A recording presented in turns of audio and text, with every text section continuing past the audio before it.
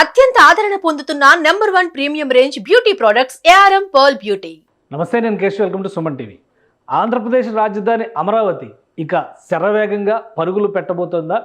రాజధాని నిర్మాణానికి కావాల్సినటువంటి ప్రధానమైనటువంటి ఆర్థిక వనరు సమకూరేటువంటి అవకాశాలు పుష్కలంగా కనిపిస్తున్నాయా? దీనికి అవుననే సమాధానం వినిపిస్తోంది. కేంద్ర బడ్జెట్లో 15,000 కోట్ల రూపాయల కేటాయింపులు ఆంధ్రప్రదేశ్ రాజధాని నిర్మాణం కోసం చేస్తున్నట్లుగా ప్రభుత్వం ప్రకటించింది. అయితే ఇది రుణమా, గ్రాంట్ అనేటువంటి విషయంలో స్పష్టత లేదు అనేటువంటి విమర్శలు కూడా వచ్చాయి.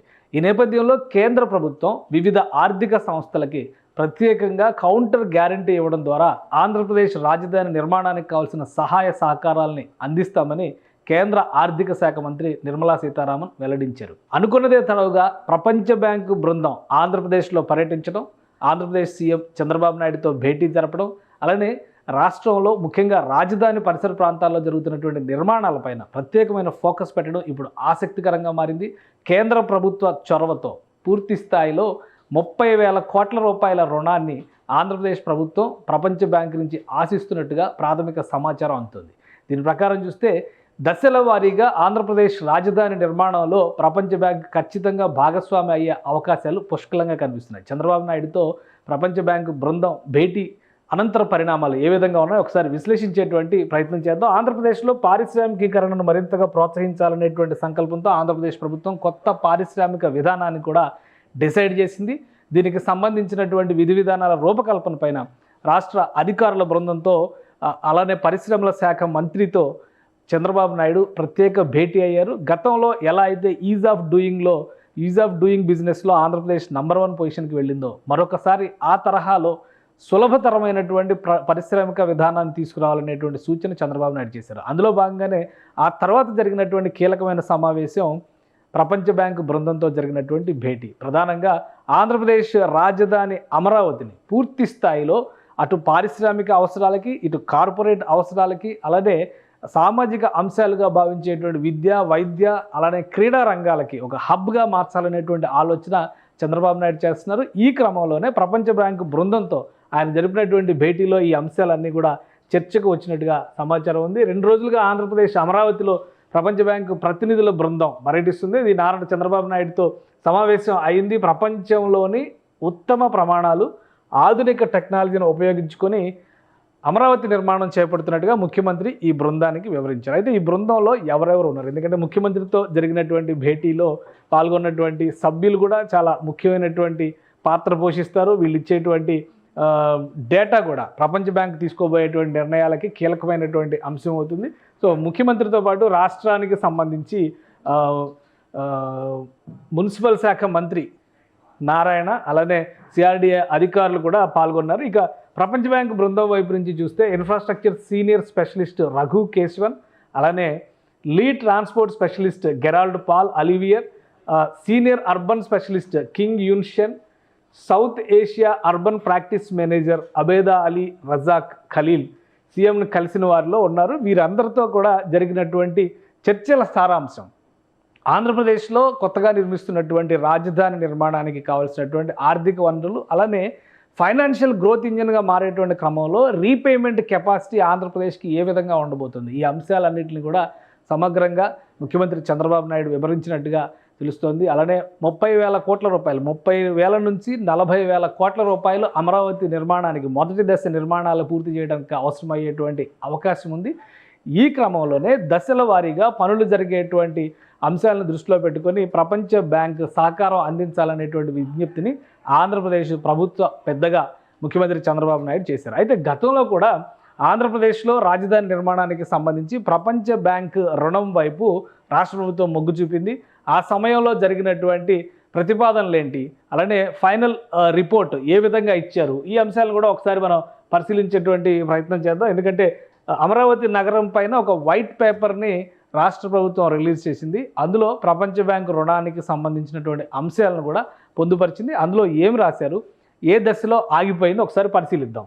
అమరావతి నిర్మాణానికి సంబంధించి రాష్ట్ర ప్రభుత్వం తీసుకున్నటువంటి ప్రధానమైనటువంటి ఎజెండా ఫ్యూచరిస్టిక్గా ఉండేటువంటి నగర నిర్మాణం చేయాలనేది. దీనికి సంబంధించినటువంటి ప్రతిపాదనని ఒక ఫుల్ ఫ్లెడ్జ్డ్ రిపోర్ట్ రూపంలో గతంలోనే రాష్ట్ర ప్రభుత్వం సమర్పించింది. ఆ రిపోర్టు సారాంశాన్ని ఒకసారి చూస్తే కనుక ఇది Amaravati sustainable capital development project అనేటువంటి పేరుతో ఇది క్లియర్గా వరల్డ్ బ్యాంక్ వెబ్సైట్లోనే పొందుపరిచినటువంటి నివేదిక. ఇది మనం ప్రత్యేకంగా దీన్ని చూడాల్సినటువంటి అవసరం లేదు. వరల్డ్ బ్యాంక్ వెబ్సైట్లోకి వెళ్తే అమరావతి ప్రాజెక్టుకు సంబంధించినటువంటి డేటా, ఎన్ని రకాలుగా అమరావతిని డెవలప్ చేయబోతున్నారు, దానికి కావాల్సినటువంటి వనరులు, అవకాశాలు, భవిష్యత్ అవసరాలు ఏ విధంగా ఉండొచ్చు, ఆంధ్రప్రదేశ్ రాజధాని అభివృద్ధి చెందిన తర్వాత ఎటువంటి ప్రొడక్టివిటీ ఉంటుంది అనేటువంటి అంశాలన్నీ కూడా ఈ నోట్లో ఫుల్ ఫ్లెజ్డ్గా ప్లానింగ్తో సహా, మాస్టర్ ప్లాన్తో సహా వివరించేటువంటి ప్రయత్నం అప్పుడే ఆంధ్రప్రదేశ్ ప్రభుత్వం చేసింది. అయితే 2019లో ప్రభుత్వం మారిన తర్వాత దీనిపైన భిన్నాభిప్రాయాల్ని రాష్ట్ర ప్రభుత్వం వ్యక్తం చేయడం, అందులో భాగంగానే ఈ భిన్నాభిప్రాయాలను దృష్టిలో ఉంచుకోవడం ద్వారా ఆంధ్రప్రదేశ్కి ఇవ్వబోయేటువంటి ఆర్థిక సాయం విషయంలో ప్రపంచ బ్యాంక్ తన భరోసా నుంచి, అంటే ప్రపంచ బ్యాంక్ ఇవ్వాలనుకున్నటువంటి ఆర్థిక సాయం నుంచి అప్పటి ఆంధ్రప్రదేశ్ ప్రభుత్వం, అంటే జగన్మోహన్ రెడ్డి ప్రభుత్వం చేసినటువంటి సూచన మేరకు ఈ ఆర్థిక సాయాన్ని ఉపసంహరించుకున్నటువంటి పరిస్థితి కూడా ఉంది. దానికి సంబంధించినటువంటి లేఖను ఒకసారి చూద్దాం. ప్రభుత్వం మారిన తర్వాత ఆంధ్రప్రదేశ్ ప్రభుత్వం కేంద్రానికి ప్రపంచ బ్యాంకు ఆర్థిక సాయాన్ని తీసుకునేటువంటి విషయంలో రాసినటువంటి లేఖ ఇది. దీనికి అనుగుణంగా కేంద్ర ప్రభుత్వం ఒక స్పందనని వ్యక్తపరచడం జరిగింది. ఆ స్పందనలో భాగంగానే ప్రపంచ బ్యాంకు కూడా ఒక క్లారిటీ ఇచ్చింది. దీంతో అమరావతి నిర్మాణానికి సంబంధించినటువంటి అంశం పైన వరల్డ్ బ్యాంక్ మరొక నిర్ణయం తీసుకుంది. ఆ నిర్ణయంలో భాగంగానే ఒక ప్రకటన కూడా చేసింది. World bank statement on Amaravati, ఇది వరల్డ్ బ్యాంక్ అఫీషియల్ రిపోర్ట్లో, వరల్డ్ బ్యాంక్ గ్రూప్ అఫీషియల్ వెబ్సైట్లో ఉన్నటువంటి అంశం ఇది. 2019 జూలై 21న ఒక ప్రకటన చేసింది. On July 15th the government of Andhra Pradesh withdrew its request to the World Bank for financing proposed Amaravati sustainable infrastructure and institutional development project. అంటే కేంద్ర ప్రభుత్వం, రాష్ట్ర ప్రభుత్వం ఇచ్చినటువంటి లేఖ మేరకు కేంద్ర ప్రభుత్వం రాసినటువంటి లేఖను దృష్టిలో ఉంచుకొని వరల్డ్ బ్యాంక్ ఈ నిర్ణయం తీసుకుంది. ఈ ప్రాజెక్ట్ నుంచి తప్పుకోవాలనేటువంటి నిర్ణయం తీసుకుంది. అయితే World Bank continues to support the state of Andhra Pradesh with over 1 billion programme. అంటే ఇతర కార్యక్రమాలకు కూడా వరల్డ్ బ్యాంక్ అప్పట్లో ఒప్పందం చేసుకుంది. ఆ కార్యక్రమాలకు సంబంధించి హెల్త్, అగ్రికల్చరు, ఎనర్జీ, అలానే డిజాస్టర్ మేనేజ్మెంట్ సెక్టార్లకు సంబంధించి $1 బిలియన్ సంబంధించినటువంటి సపోర్ట్ని వరల్డ్ బ్యాంక్ కంటిన్యూ చేయాలనేటువంటి నిర్ణయాన్ని కొనసాగించింది. కానీ అమరావతి ప్రాజెక్ట్ నుంచి మాత్రం తప్పుకోవాలనేటువంటి నిర్ణయాన్ని తీసుకుంది. సో ఈ రెండు అంశాలని దృష్టిలో పెట్టుకొని ఇప్పుడు తాజాగా ఆంధ్రప్రదేశ్ ప్రభుత్వం మరొక విస్తారమైనటువంటి ప్రకటన చేసింది. ఈ ప్రకటన ద్వారా ఆంధ్రప్రదేశ్ ప్రభుత్వానికి కనుక పూర్తి స్థాయిలో ప్రపంచ బ్యాంకు మద్దతు లభిస్తే ఖచ్చితంగా 30,000 కోట్ల రూపాయల నుంచి 40,000 కోట్ల రూపాయల విలువైనటువంటి ఆర్థిక సహకారం ప్రపంచ బ్యాంకు నుంచి దశల వారీగా అందేటువంటి అవకాశం ఉంది. దీనికి ప్రత్యేకమైనటువంటి గ్యారంటీ రూపంలో కేంద్ర ప్రభుత్వం రాష్ట్ర ప్రభుత్వ పక్షాన గ్యారంటీ ఇచ్చేటువంటి అవకాశం ఉంది. దీనికి కావాల్సినటువంటి ప్రాతిపదికను కూడా ఆంధ్రప్రదేశ్ ప్రభుత్వం ఇప్పటికే రెడీ చేసుకున్నటువంటి పరిస్థితి. అయితే ఇంత పెద్ద మొత్తంలో రుణాన్ని తీసుకునేటువంటి క్రమంలో ఆంధ్రప్రదేశ్ ప్రభుత్వం వరల్డ్ బ్యాంక్కి రీపేమెంట్, తిరిగి ఈ రుణాన్ని ఏ విధంగా చెల్లించబోతుంది అనేటువంటి అంశం పైన కూడా ఆంధ్రప్రదేశ్ సీఎం చంద్రబాబు నాయుడు ఒక క్లియర్ అనాలిసిస్ వరల్డ్ బ్యాంక్ ప్రతినిధులతో చేసినట్టుగా సమాచారం అవుతుంది. అమరావతి రాజధాని అభివృద్ధి చెందిన తర్వాత దాదాపు 4,000 ఎకరాల భూముల్ని వరల్డ్ బ్యాంక్కి ప్రస్తుతానికి తనఖా పెట్టడం ద్వారా, లేదా వాటిని మార్టగేజ్కి చూపించడం ద్వారా అభివృద్ధి చెందినటువంటి ఆ భూముల ద్వారా రీపేమెంట్ చేసేటువంటి కెపాసిటీ రాష్ట్రానికి ఉంటుందనేటువంటి నమ్మకాన్ని కలిగిస్తూ తాము కోరినటువంటి రుణాన్ని మంజూరు చేయాల్సిందిగా ఆంధ్రప్రదేశ్ సీఎం కోరినట్టుగా తెలుస్తుంది. ఒకవేళ అదే నిజమైతే తక్షణం ఆంధ్రప్రదేశ్కి సంబంధించి, ఎందుకంటే కేంద్ర ప్రభుత్వం ఇప్పటికే 15,000 కోట్ల రూపాయలు మంజూరు చేసేటువంటి విషయాన్ని స్పష్టంగా ప్రకటన చేసినటువంటి నేపథ్యంలో మరొక నెల రోజుల్లో అమరావతిలో నిర్మాణాల పనుల్ని వేగంగా ముందుకు తీసుకెళ్లాలని ఆంధ్రప్రదేశ్ ప్రభుత్వం భావిస్తున్నటువంటి తరుణంలో వరల్డ్ బ్యాంక్ బృందం పర్యటన ఒక ఆక్సిజన్ లాంటిది.